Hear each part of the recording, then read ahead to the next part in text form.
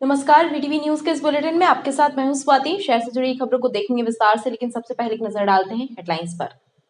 नगर निगम की जनसुनवाई में पहुंची 24 शिकायतें। अधिकांश शिकायतें रही अतिक्रमण से संबंधित। शिकायतों पर कार्यवाही न होने का आवेदकों ने लगाया आरोप। और नगर निगम धारा 30 की बैठक में मचा बवाल। निगमायुक्त की अनुपस्थिति को लेकर भाजपा पार्षदों ने दिया सदन के बाहर धरना। कलेक्ट्रेट कार्यालय की साप्ताहिक जनसुनवाई में ग्राम सूखा से आए आवेदक ने कई महीनों से पीने के पानी की सप्लाई नहीं होने की शिकायत की। वहीं रजा चौक से पहुंचे व्यक्ति ने शासकीय भूमि पर काबिज अतिक्रमण हटाने की मांग की। जनसुनवाई में आए आवेदकों की समस्याओं का निराकरण करने के लिए संबंधित अधिकारियों को निर्देश दिए गए हैं। कलेक्ट्रेट में आयोजित हुई जन सुनवाई में लक्ष्मी मंदिर सूखा से आए रमेश गुप्ता ने बताया कि कई महीनों से उनके घर में पीने के पानी की सप्लाई नहीं है। घर में नल लगा है लेकिन उसमें पानी नहीं है। कई बार शिकायत करने के बाद भी कोई कार्यवाही नहीं हुई। ग्राम सूखा का पाटन रोड निवासी हूँ। वहाँ मेरे कम 2 साल से पानी नहीं आ रहा। अच्छा, नल लगे हैं, 2 साल पहले नल लग गए और उसके बाद वो पाइपलाइन डली, पानी आज तक नहीं आया। तो एक बार हम 17 जनवरी को कलेक्टर महोदय को दे गए आते आदेश, आज फिर दूसरी बात देने आए। हम लोग तो सालों से परेशान हैं। अच्छा, दूसरी बात कि वहाँ वाटरमैन है, वो कभी कभी पुरानी लाइन में सप्लाई करता है, जब मन में आया तो करा, तो नहीं करा है। रजा चौक से आए मोहम्मद की जमीन पर निर्माण कराने का आरोप लगाते हुए कार्यवाही करने की मांग की है। मेरे को दौड़ते हुए 4-6 महीना हो गया, मेरी चप्पलें घिस गई हैं।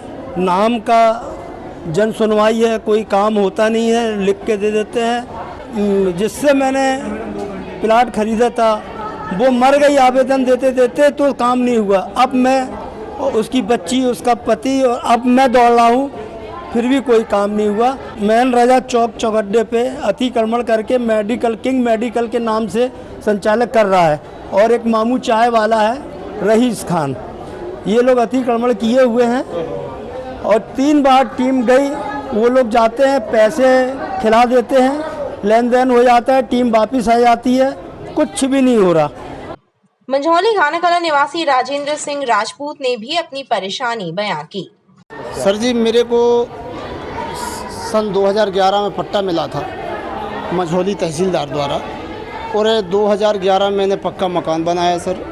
इसके बाद मेरे गांव के इंद्र कुमार अग्रवाल मालजार ने 2012 में एसडीएम साहब के यहाँ रिपोर्ट लिखाई कि इनने रास्ते की आबादी भूमि पर अतिक्रमण कर लिया। इसके बाद सर 3 साल मेरा केस चला एसडीएम साहब के यहाँ। एसडीएम साहब ने मेरे फेवर में किए कि इनके पास पट्टा है, जारी प्रमाण पत्र है, केस खारिज किया जाता है। इनने फिर सर अभी 16 जून को सर तहसीलदार मंझौली के द्वारा नायब तहसीलदार और तहसीलदार दोनों को बुला करके साँठ-गाँठ करके वो मेरा पक्का मकान तोड़ दिया गया सर। इसके बाद सर मैं कलेक्टर के पास जा रहा हूँ, कोई सुनाई नहीं। एसडीएम साहब के भी यहाँ लगा हूँ सर, कोई सुनाई नहीं हो रही। आज फिर आया हूँ दोबारा सर। ग्राम मंधुआ के हीरालाल साहू ने भी जमीन विवाद संबंधी शिकायत दी।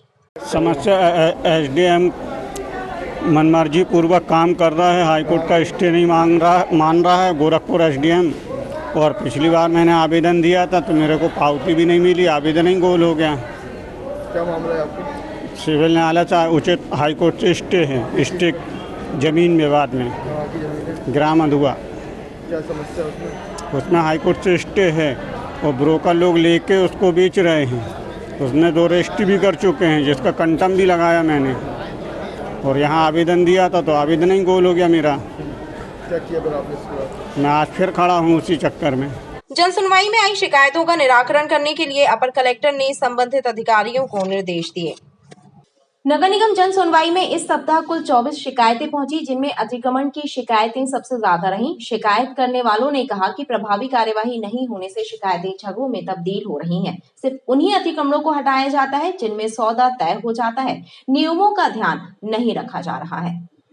नगर निगम की साप्ताहिक जन सुनवाई में पहुंचने वालों ने आरोप लगाए कि अतिक्रमण संबंधी शिकायतों पर प्रभावी कार्यवाही नहीं होने के कारण लड़ाई झगड़े बढ़ रहे हैं। समय पर शिकायतों पर कार्यवाही हो जाए तो विवादों पर विराम लग सकता है, लेकिन अधिकारी सिर्फ उन शिकायतों पर कार्यवाही करते हैं जिनमें उन्हें लाभ नजर आता है।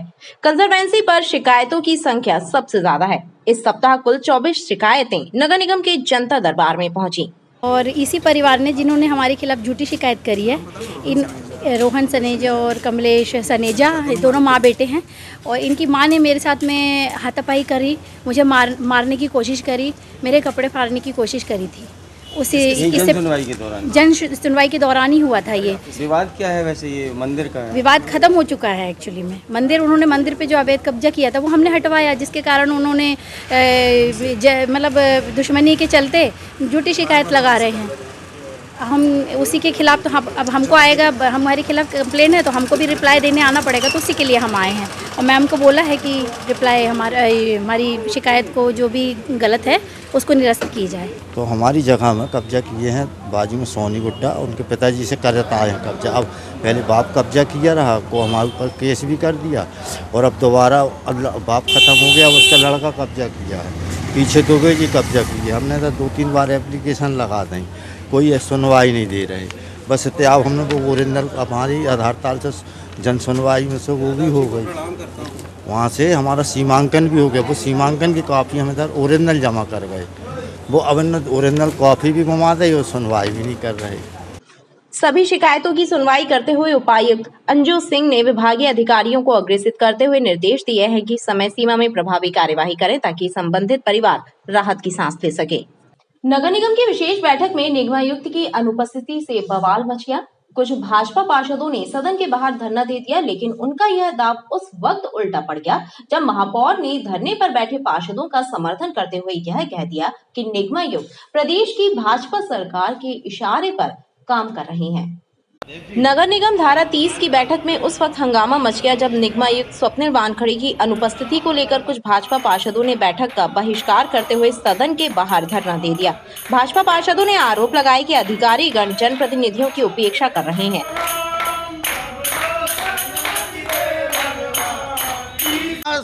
सदन के भीतर जो हमारी आवाज है वो शायद सोए हुए बेसुध अधिकारियों के कानों तक नहीं पहुंच रही थी। अब 1 वर्ष हो गया, 1 वर्ष में जब यह आवाज़ नहीं पहुंची तो फिर सदन के बाहर निकलकर हम अभी सीढ़ियों पे बैठकर रघुपति राघव राजा राम का गान किया, हमने राम नाम का जप किया कि शायद बेसुध जो अधिकारी हैं वो होश में आए, वो यहाँ समय पर उपस्थित हों, नगर निगम में समय पर उपस्थित हों। एक भी जोन में 11 बजे के पहले कोई अधिकारी नहीं आता, तो भर्राशाही चल रही है क्या नगर निगम में?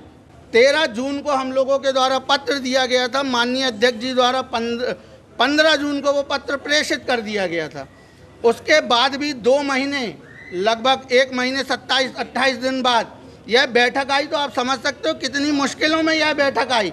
और जब इतनी मशक्क़तों के बाद यह बैठक आई तो इस बैठक में माननीय आयुक्त महोदय को उपस्थित रहना चाहिए था। नगर निगम का ये अधिकारियों का भर्राशाही रवैया मुझसे बर्दाश्त नहीं होगा, ना मैं बर्दाश्त करूँगा।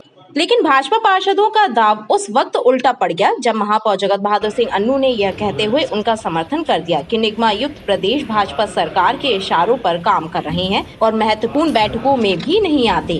पार्षद जी की आपत्ति ये थी कि नगर निगम आयुक्त सदन के अंदर क्यों नहीं है। मैंने भी उस बात का समर्थन किया। कल MIC की बैठक में भी माननीय आयुक्त महोदय नहीं थे, आज सदन की बैठक में भी नहीं है।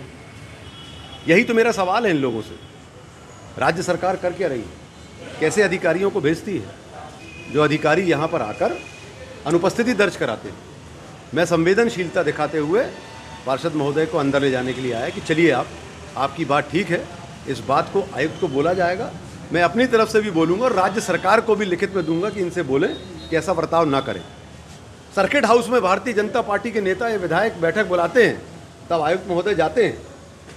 नगर निगम की MIC की बैठक में और सदन में वो नहीं आते, भले ही वो भारतीय जनता पार्टी के पार्षद हैं, पर मेरा उस बात में समर्थन है। आयुक्त जिम्मेदार व्यक्ति होते हैं, उन्हें होना चाहिए। महापौर की समझाइश के बाद सदन के बाहर पार्षदों का धरना समाप्त हो गया और धारा 30 की बैठक आगे बढ़ी। पुलिस अधीक्षक कार्यालय में इस मंगलवार को जनता दरबार के माध्यम से पुलिस अधीक्षक ने आम जनता की शिकायतों को सुना। जनता दरबार में शहर और ग्रामीण क्षेत्र के आवेदक विभिन्न शिकायतें लेकर उपस्थित हुए और शिकायतें दर्ज कराकर न्याय की गुहार लगाई। पुलिस अधीक्षक कार्यालय में इस मंगलवार को भी साप्ताहिक जन सुनवाई हुई। जिले में पुलिस अधीक्षक के विद्यार्थी ने आम जनता की शिकायतों और समस्याओं को सुना। जनता दरबार में शहर और ग्रामीण थाना क्षेत्रों के अलग अलग इलाकों से शिकायतकर्ता आवेदन लेकर पुलिस अधीक्षक से मिले और उन्हें शिकायतें देकर न्याय की गुहार लगाई। जनता दरबार में पारिवारिक विवाद, संपत्ति पर कब्जा, मारपीट, धोखाधड़ी और अन्य मामलों की शिकायतें लेकर आवेदक पहुंचे, जिनमें से कुछ आवेदकों ने थाना स्तर पर दी गई शिकायतों के निराकरण न होने की जानकारी देते हुए एसपी से शिकायतों की जांच और कार्रवाई की मांग की। और वो मकान हमें छोटा वाला तो दे दिए थे कि देने के लिए, उसमें क्या है, उसने हमारे मकान बन जाएगा तो हम तुमको मकान दे वापस कर देंगे, उसने वापस ही नहीं किया। और वो क्या पैसा लिया रहा उससे जो 22,500 पहले नजूल का रहा था, उसमें क्या है अभी नगर निगम में चले गए। हम टैक्स भी पूरा अपना नाम से आता है, टैक्स पूरा बांध दे रहे हैं 2020-23 तक। आप क्या चाहते हो? हमारे मकान हमको दे दीजिए, वो अपना खाली कर दीजिए। जो हमारी भाभी के सुपुत्र थे, उनको उनके साले और ससुर के द्वारा लात घूंसों से मारपीट करने के कारण आहार नली फटने से मेडिकल कॉलेज में उनका ऑपरेशन हुआ और उस दौरान उनकी मृत्यु हो गई, जिसकी सूचना लगातार हमारी भाभी द्वारा 13 तारीख को बेलबाग थाने जाकर के दी गई, लेकिन बेलबाग थाने द्वारा किसी प्रकार से कोई कार्रवाई नहीं की गई। उसके बाद पुनः 30 तारीख को पुनः बेलबाग थाने का घेराव कर बेलबाग थाने में ज्ञापन दिया गया, लेकिन बेलबाग पुलिस द्वारा आज दिनांक तक किसी प्रकार की कार्रवाई नहीं की गई। उसके बाद हमने 14/8/2023 को माननीय श्रीमान जी पुलिस अधीक्षक महोदय को भी हमने सूचित किया और उन्होंने तत्काल बोला कि इसमें तत्काल FIR कर आगे की कार्रवाई करें, लेकिन आज दिनांक तक बेलबाग थाना प्रभारी एवं जांच इंचार्ज द्वारा आज दिनांक तक किसी प्रकार की कोई कार्रवाई नहीं की जा रही है, जिसके लिए हम पुनः SP महोदय के पास आए हैं और उनसे हम इस बात को अवगत कराएंगे। अगर ये इस तरीके से हमारे साथ होता रहा तो आगे हम इसके लिए अलग से एक आंदोलन भी हमको करने की जरूरत पड़ सकती है। जिनकी मृत्यु हुई है उनका सतीश बंसकार, पिता चिंतामन बंसकार, निवासी प्रेम सागर, थाना बेलबाग, जबलपुर, मध्य प्रदेश। मई 8 तारीख को एक दूसरे की छत से लांग के मेरे छत पे आ गया, जीना से उतर के मेरे से झूम गया, तो मैं एकदम घबराई हुई थी। वो एकदम झूम गया मेरे से, मेरे गले का आधे तोला का माला था तो वो ले गया। सिरियाने पैसा भी ऐसा भी रखे थे 9,000। जब मैं झूम झटक के बाजू हुई तब मैं आवाज़ दी, चिल्लाई, वहाँ से कभी ऊपर से कूद के बाजू छोटी बाई के घर से कूद के फिर चला गया। फिर 81 लगवाए तो पुलिस आई, देखी, सुबह चली गई। फिर थाने गए रिपोर्ट करने के लिए। हम न्याय चाहते हैं, हमको इतनी बड़ी धमकी दे के वो जान से मार जाता तो हम क्या करते थे, हमको तो आज भी डर है उसका। पुलिस अधीक्षक ने शिकायतकर्ताओं की शिकायतों को सुना और विभागीय अधिकारियों को समय सीमा में शिकायतों की जांच कर कार्रवाई करने का निर्देश दिया। जन सुनवाई प्रत्येक मंगलवार को मेरे द्वारा आम शिकायतों की सुनवाई की जाती है और उसमें मुख्य रूप से हमारे परिवार के जो डिस्प्यूट से, पति पत्नी के डिस्प्यूट से, उनके आपसी जो कॉम्प्रोमाइज़ के लिए हमने लोगों को बताया कि परिवार कॉमर्स कैंप के माध्यम से उनको निराकरण कराएगा। और कुछ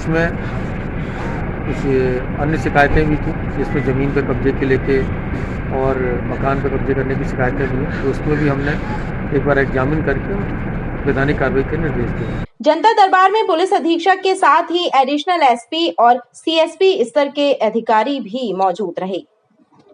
शासन स्तर पर सुनवाई नहीं होने से पेंशनर्स एसोसिएशन के सदस्य संकट मोचन भगवान हनुमान की शरण में पहुंच गए हैं।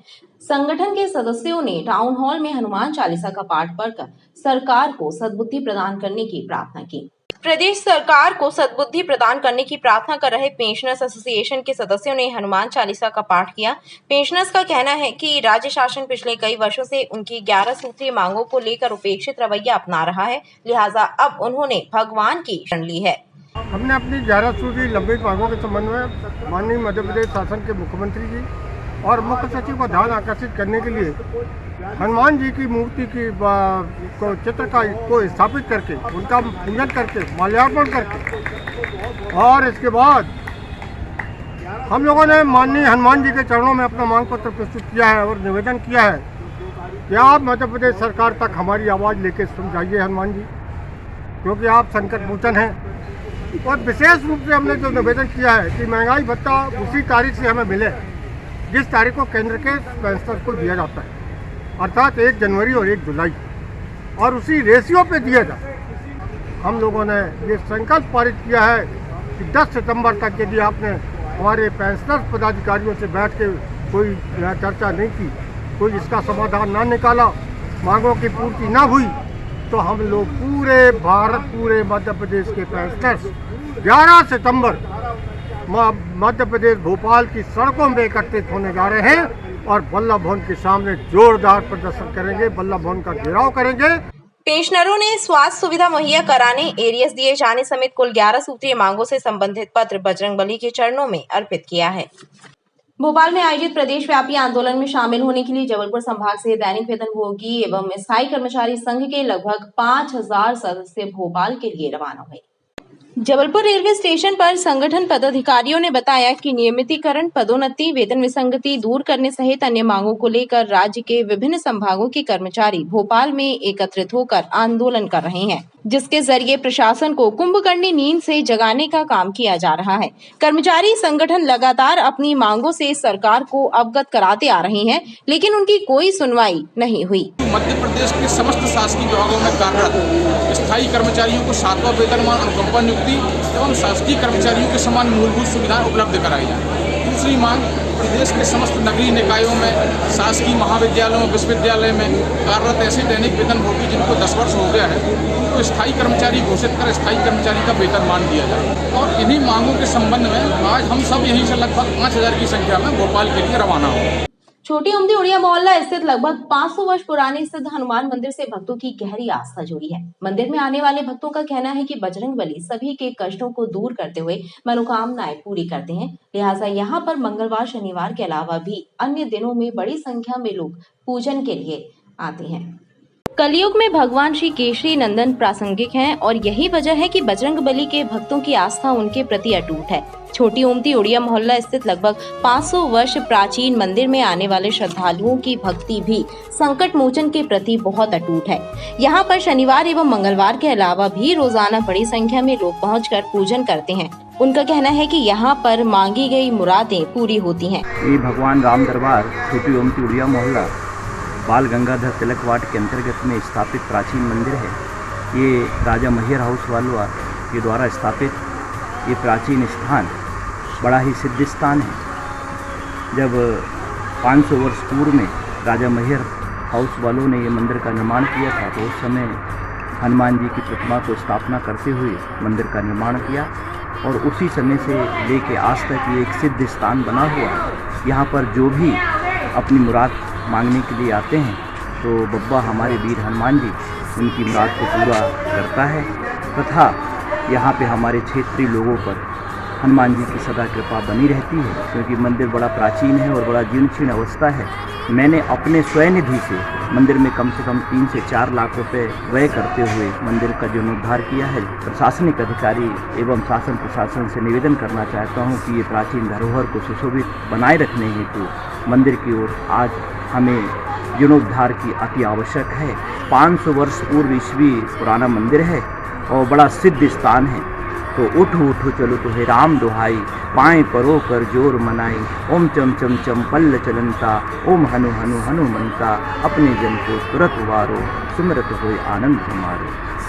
खास बात यह है कि हनुमान मंदिर परिसर में ही भगवान श्री राम की प्रतिमा भी स्थापित है। 500 वर्ष पुराना मंदिर है।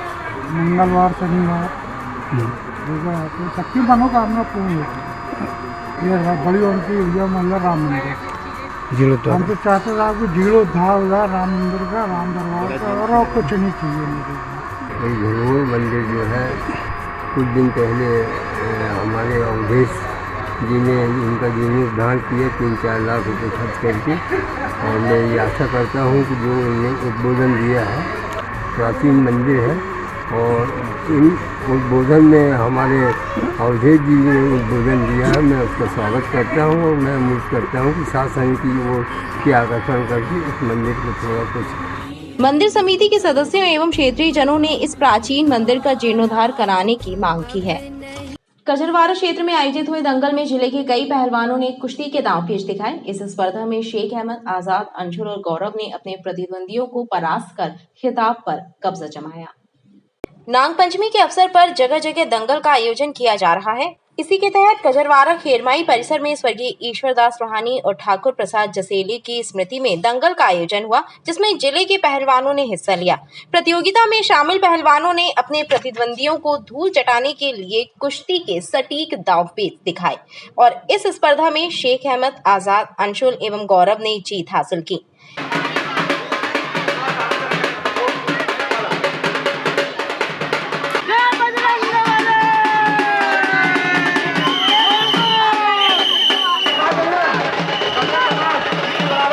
पिछले 30 वर्षों से लगातार ये कुश्ती स्पर्धा नागपंचमी के शुभ अवसर पर की जाती है, जिसमें यहाँ के गणमान्य नागरिक, विधायक, पार्षद और भी सभी गणमान्य नायक यहाँ उपस्थित होकर पहलवानों को अपना आशीर्वाद प्रदान करते हैं, ताकि हमारे शहर की जो कुश्ती है, भारतीय शैली परंपरागत कुश्ती जो कम होती जा रही थी, उसको बढ़ाने का उद्देश्य से ये दंगल का आयोजन हर वर्ष किया जाता है, ताकि हमारे शहर के जो बच्चे हैं जिला स्तर में, प्रदेश स्तर में, राष्ट्रीय स्तर पर और देश स्तर पर जाके हमारे शहर का नाम रोशन करें। ये जो प्रतियोगिता कराई जाती है कुश्ती की, ये निश्चित रूप से हमारी पुरानी परंपराओं को जीवंत रखने का कार्य करते हैं। मैं जसेले परिवार को और पूरी टीम को, आयोजित टीम को बहुत बहुत बधाई देता हूं कि ये कार्यक्रम आयोजित करके हमारे नई पीढ़ी के लिए ये संदेश देने का काम करते हैं कि हमारे जो पुराने रियाज होते थे, पुराने जो पहलवान थे, जो अपने स्वस्थ रहने के लिए जो व्यायाम करते थे, हमारी नई पीढ़ी को पता चले। वहीं विजेताओं को पुरस्कार प्रदान किए गए। रिछाई इंडस्ट्रियल एरिया नव भारत फर्टिलाइजर लिमिटेड में महाराष्ट्र सरकार के कृषि विभाग एवं पुलिस के साथ मिलकर जबलपुर कृषि विभाग की टीम द्वारा संयुक्त रूप से कार्यवाही करते हुए जांच की जा रही है। फैक्ट्री में बिना लाइसेंस लिए ही कुछ उत्पाद बनाकर बेचे जाने का खुलासा हुआ है। तेलंगाना की कंपनी की रिछाई स्थित फैक्ट्री में महाराष्ट्र एवं जबलपुर कृषि विभाग की टीम ने छापेमार कार्यवाही की है। उप संचालक कृषि रवि आम्रवंशी ने बताया कि खेती में इस्तेमाल होने वाली रासायनिक खाद का उत्पादन बिना लाइसेंस एवं बिना अनुमति के किया जा रहा था। छापेमारी में कई ब्रांड की रासायनिक खाद मिली है, वहीं माल की खपत एवं सप्लाई के भी पुख्ता दस्तावेज नहीं मिले हैं। टीम के द्वारा मामला दर्ज करते हुए अब FIR कराने की भी प्रक्रिया की जा रही है। आधार ताल में ज्वाइंट डायरेक्टर ऑफिस है, वहाँ पहुँचे, उनके द्वारा अवगत कराए गए कि इनका यहाँ से उत्पाद बन के हमारे महाराष्ट्र में बिकने आता है। तो उस पर उनको जानकारी थी कि इनका पूरे के लाइसेंस है कि नहीं, तो उनके और हमारे संयुक्त दल के द्वारा रिछाई में नव भारत एक संस्थान है, वहाँ पर जाके मौके पर जैविक उत्पाद फर्टिलाइज़र वगैरह जो बनते हैं, माइक्रो न्यूट्रिएंट वगैरह बनते हैं, वो बनने के द्वारा इंडस्ट्री जैसा छोटा सा उत्पाद उनका सेंटर है, वो बनाते हैं और वो सेल पैकिंग करके महाराष्ट्र भी भेजते हैं और यहाँ भी भेजते हैं। मगर उनका स्टेट का लाइसेंस है, मगर एक दो उत्पाद जो हैं जिनके लाइसेंस नहीं है, उन पर ही उनकी कार्रवाई की जाएगी। कृषि विभाग के अमले द्वारा जांच कार्यवाही की जा रही है, जिसमें और जानकारी मिलने की संभावना है। खबरें लगातार जारी हैं, आप देखते रहिए BD न्यूज़।